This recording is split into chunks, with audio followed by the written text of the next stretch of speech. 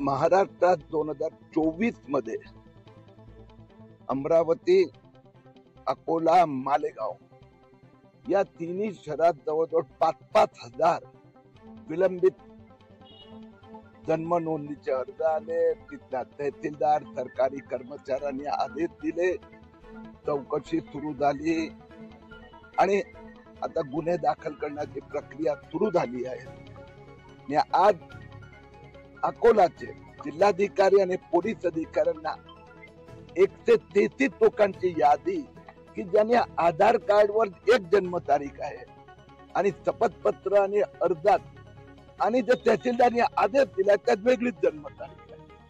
म्हणजे अशा प्रकारची बनावट केली आहे. त्यांच्यावर ताबडतोब गुन्हे दाखल करा.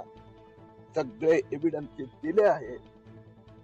महाराष्ट्रात देवेंद्र फडणवीस सरकारने मुख्यमंत्री पदाची जबाबदारी घेतल्यानंतर याची जे मोहिमेला पाठिंबा दिला त्यामुळे 2025 मध्ये अपात्र, घुसखोर, बांगलादेशी, रोहिंग्या किंवा बदमाश, लबाड लोक 2,24,000 अर्ज 2024 मध्ये आले होते. 2025 मध्ये 2,000 ही अर्ज आले नाही.